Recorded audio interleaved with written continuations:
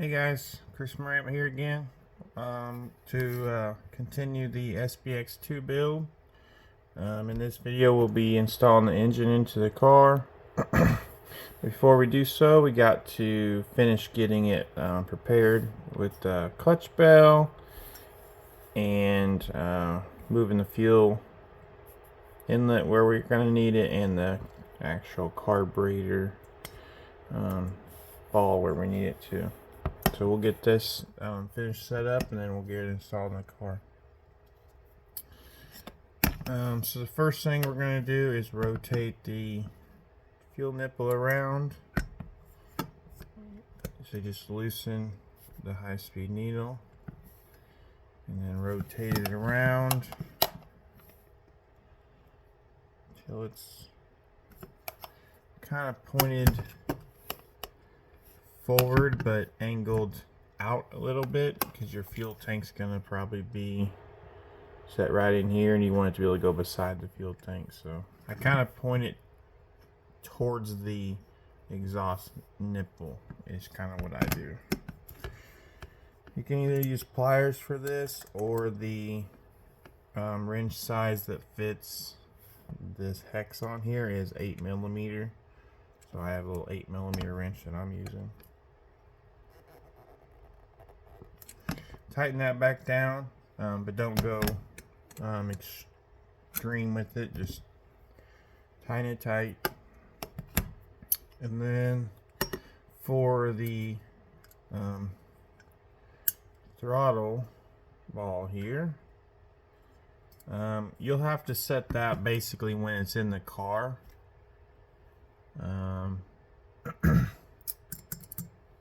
Because you need it to match up with the throttle linkage and make sure that the throttle linkage is completely level and straight. So I'm just kind of getting it in the ballpark right now.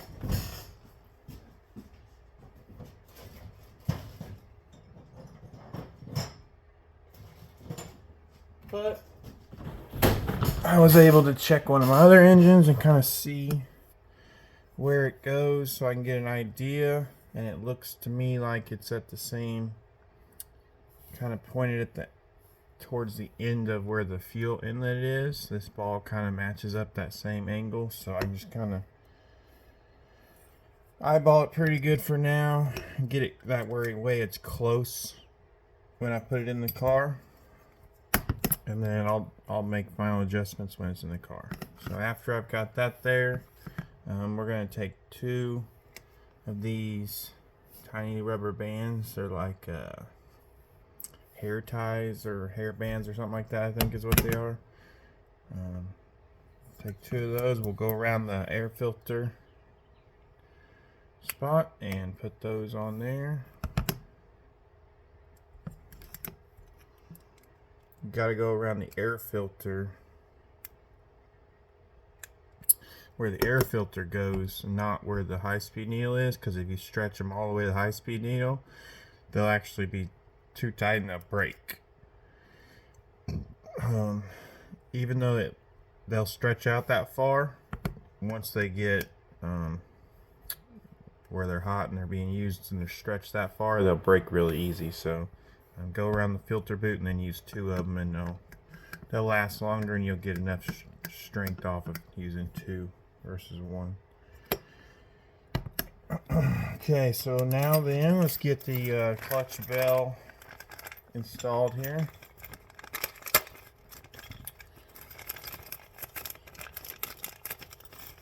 I do just use the WRC clutch bell.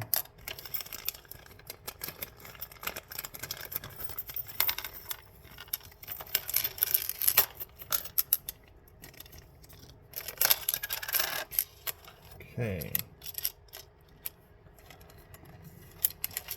so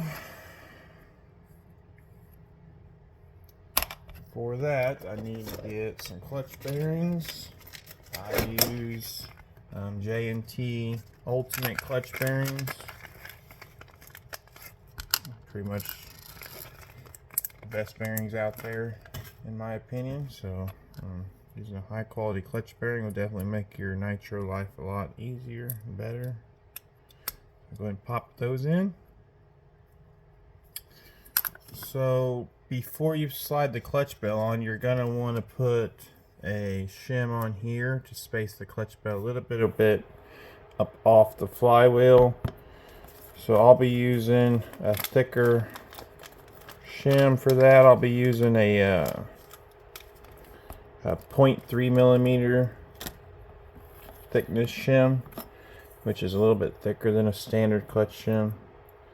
So put one of those on there, and then slide your bell on.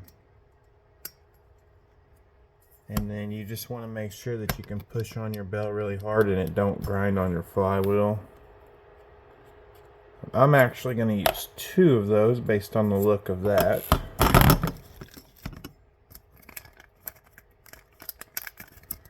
So 2.3 millimeter thickness shims on first, and I like the look of that better. And then you're just going to use shims to take up this remaining gap at the end of the flywheel there. So it don't really matter which shims you use, just whatever it takes to fill up that remaining.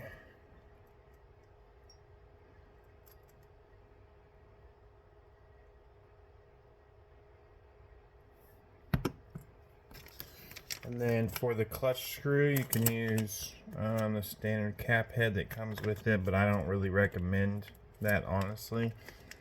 The cap head sticks out further than any other screw, and then increases your potential of the clutch screw being able to hit the gas tank. So what I use is the Avid clutch screw, titanium clutch screw. It's got a very narrow head on it, but it's a socket head, so you're able to not strip it out, and it don't stick out past the clutch very far, so you're less likely to have it hit the gas tank. So I really like their screw. So we'll just do a quick little double check of our shimming here by putting the screw in, run it all the way in, and then just pull in and out on your clutch bell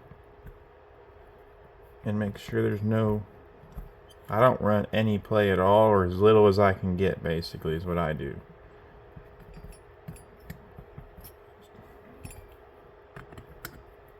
Which is exactly what I got, so that's what I'm looking for, is absolutely no play.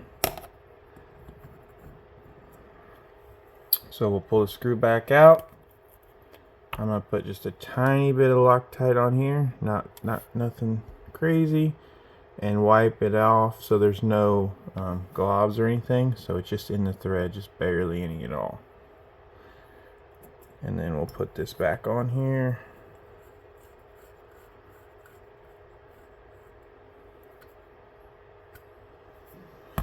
And then we're gonna need some pliers. We'll actually grab the flywheel with the pliers and tighten this down tight. And then they're good to go. So you just want to make sure that you can push in on the on the clutch bell and hold the flywheel. Make sure it ain't grinding on the flywheel. And you want to make sure you can pull in and out of the clutch bell and there's no real backlash. And you can turn the clutch bell and it's free and don't affect the flywheel itself. It moves freely with no bind. You get all 3 of those things right and your clutch bell is installed correctly. So now we're ready to move on to the next step here, which will be cleaning our engine mount screws, making sure there's no oil on them. So we'll take a rag here, put a little brake clean on it, and just clean each one of these screws real quick.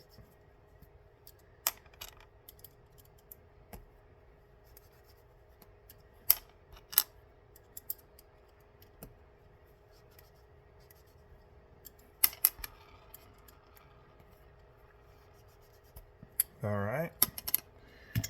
Now we've done that. The next thing we'll do before we drop the engine in the car is install this manifold support from WRC. I always like to use these on all my builds so the pipe can't drop down, and the way our side guard is, the pipe kind of runs right over top of these button head screws that hold this side guard on, and if the pipe drops down, these button head screws put big old dents in the bottom. So if you put this manifold support on here, then the pipe can't fall down and it saves the bottom of your pipe. So basically, super simple. Just take right here this last screw out and screw the manifold support down into that. So you just take the open side where they normally have a place for a nut, just don't use the nut, and put the screw down inside that spot. The screw it comes with is probably too long, so we'll use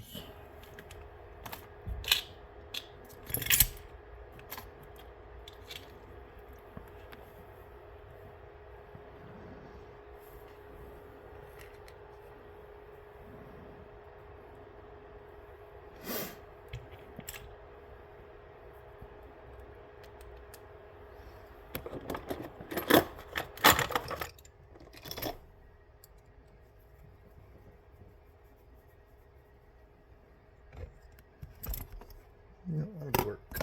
Alright, so you're going to stick your screw through there. It's going to look like that. Make sure you lock tight.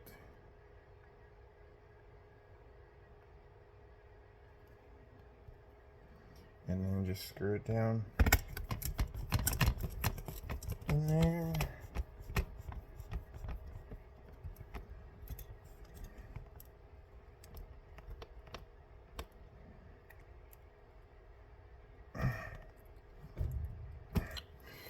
Alright, get it nice and tight.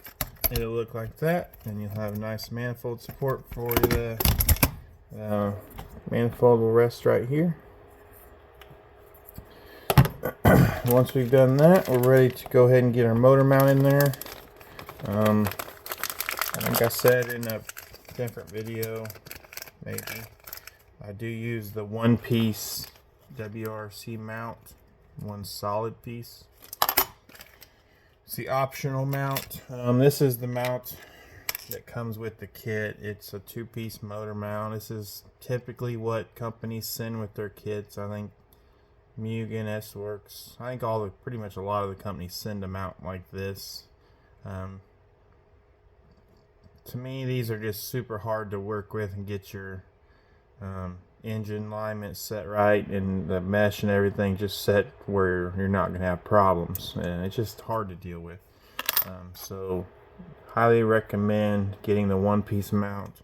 Going with this style one-piece mount, it takes all the flex out around the crankcase and puts a lot less stress on the engine crankcase itself, and can prevent any breakages and stuff in that area. So highly recommend upgrading to that mount. So we'll just get it started on the car for now. Just get all our screws started in there. Run it until it's not slopping around.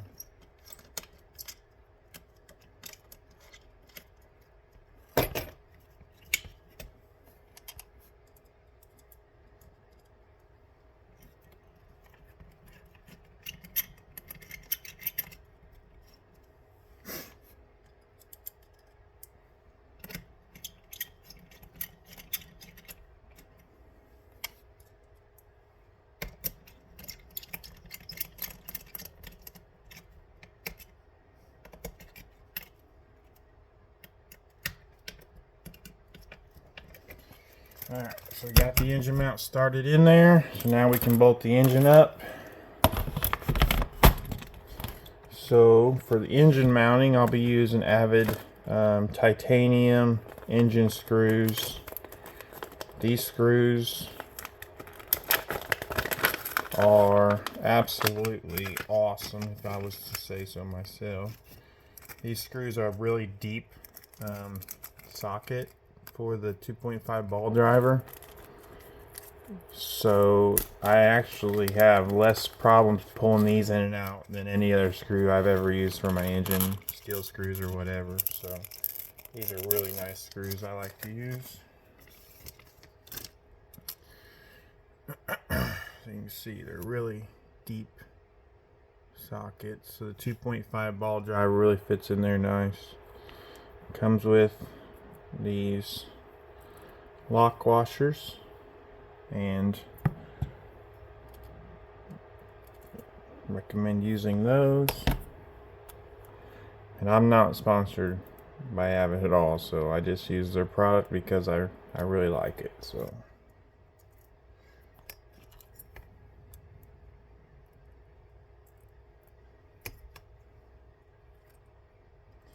basically just putting all the screws into the actual crankcase itself first, getting them all started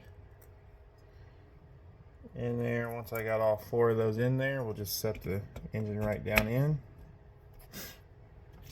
We'll go ahead and install the engine to the mount. So to do that, we'll just start all the screws.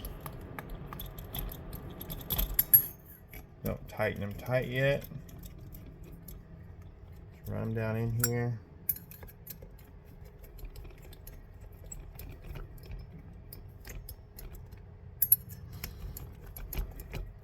Just run them all till they're backed off. I don't know, about a half a turn or a turn.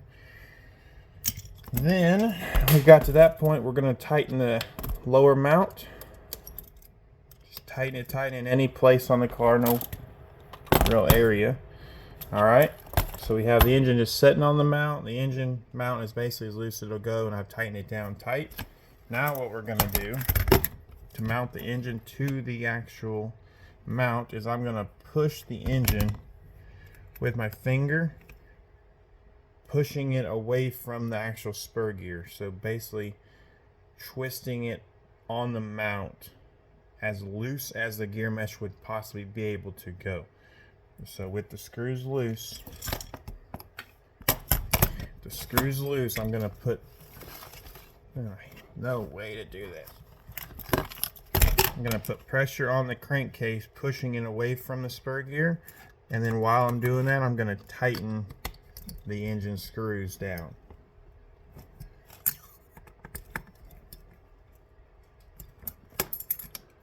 Once you get 2, you can move your hand out of the way and tighten the other 2.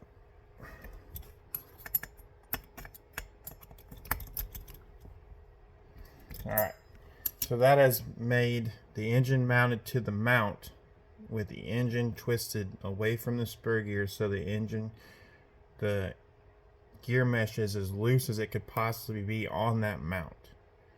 So the engine itself from them top 4 screws could never loosen up during a run and loosen your gear mesh.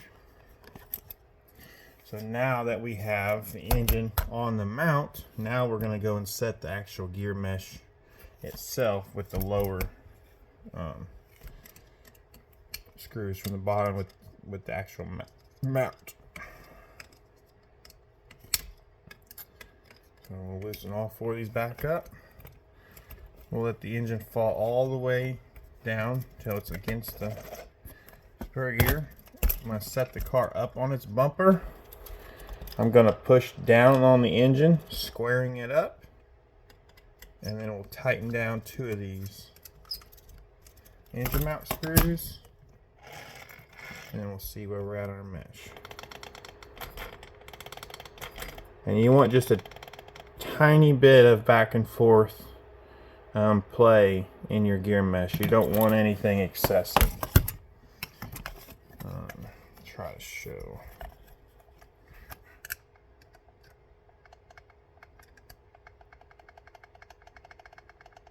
just a tiny bit of back and forth. If you went too much, if you go too much where it's moving a lot, you're just going to get a lot of extra wear on the spur gear and clutch bell, and they're going to wear out really fast and not last very long. So you want to make sure that you run those mesh together as tight as you can to where the gears ain't actual like binding and crunchy. So the deeper you can run those teeth, the longer the spur gear life will be and the longer the clutch bell life will be.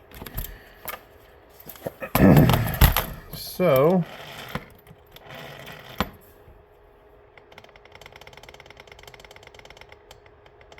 I'm actually going to go a tiny bit tighter than that. Keep in mind when you're setting this gear mesh for the very first time that the gears will break in. And when they break in, the gear mesh will loosen up. So keep that in mind.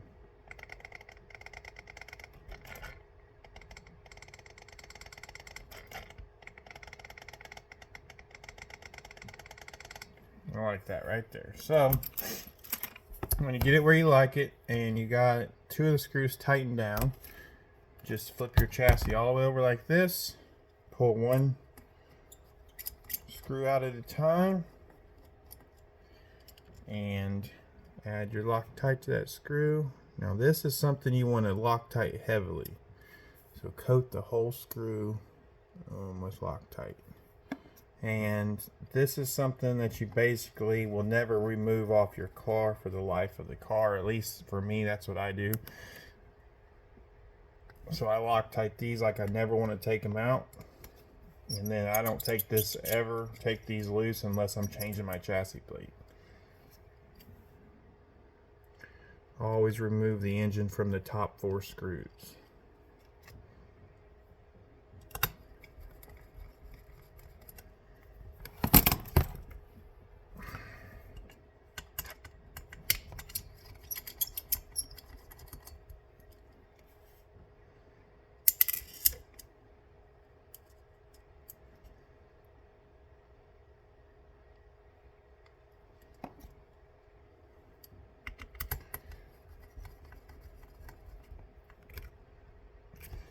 I can pretty much guarantee that if you mount your engine this way, following all these steps, that you'll never have issues with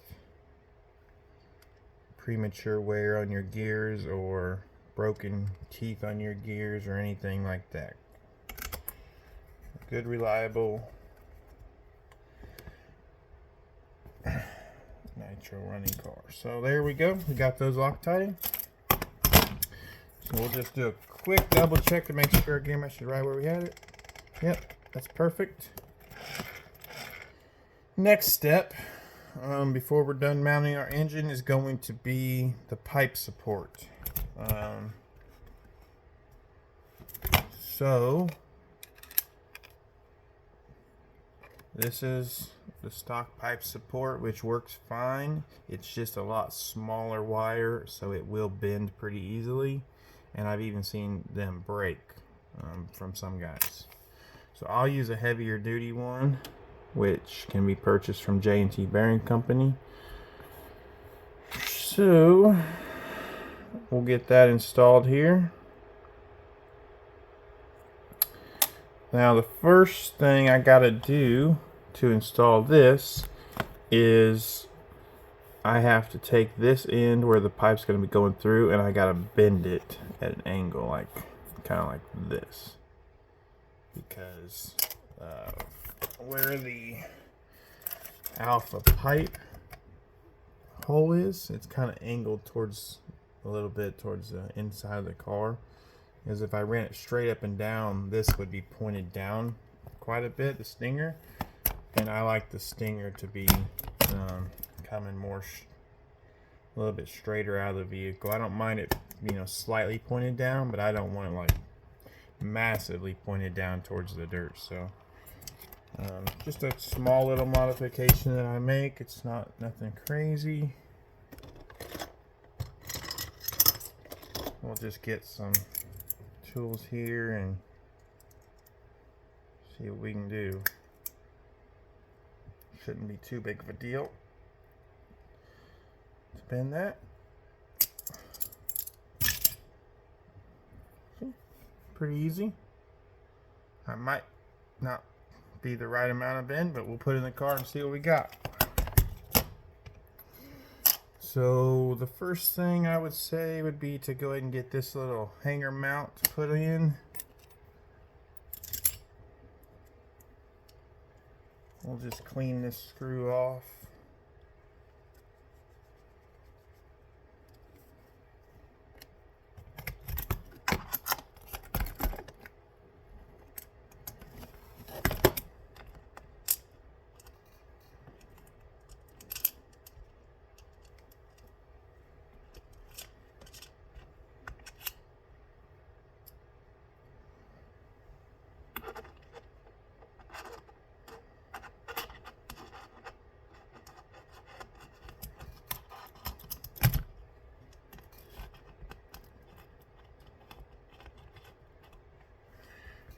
Okay.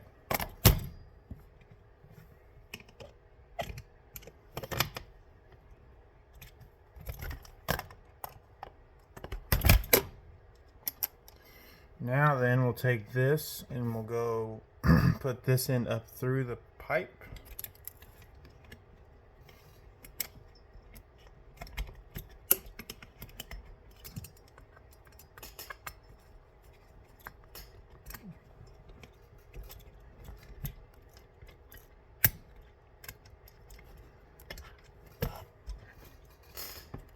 Well, you would think I've actually done that before. That's an absolute perfect bend.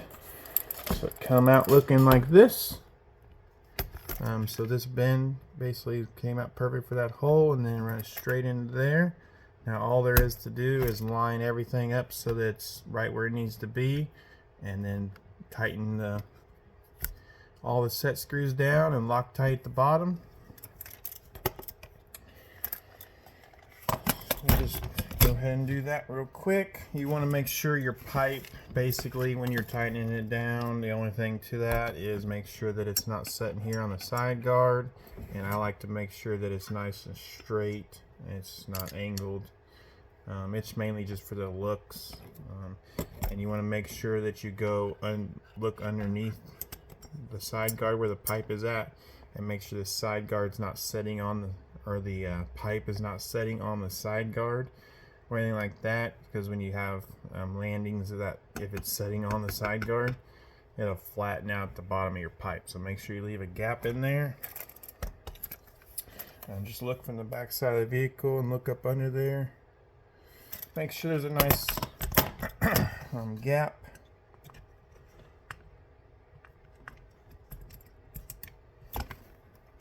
Kind of make sure the pipe looks nice and straight. That's what I like to do.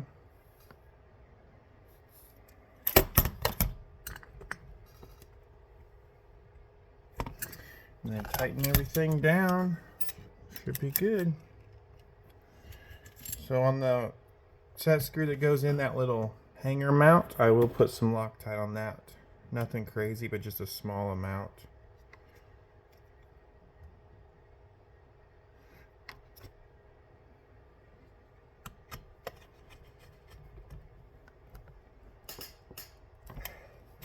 Tighten that really tight. The last thing you want to do is have that come off and your pipe be flopping around your car. It could hit your gas tank and ruin your gas tank. It could cause you all kinds of problems. So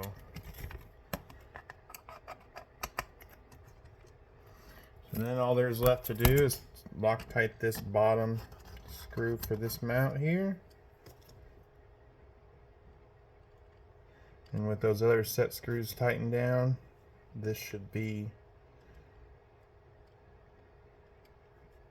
the mount should be perfectly lined up with the hole. So you shouldn't have any issues with it not being right where it needs to be. I will hold with my finger pressure against it, so when I tighten the screw down, I don't try to move it. I'm going to tighten that down, and then pipe is perfectly mounted, secure. Should look like this. Engine's mounted. We got the manifold support there, so the manifold can't drop down at all. Pipe's perfectly mounted. There's room there. So there's the perfectly mounted nitro engine. Hope there was some tips in this video to help you guys.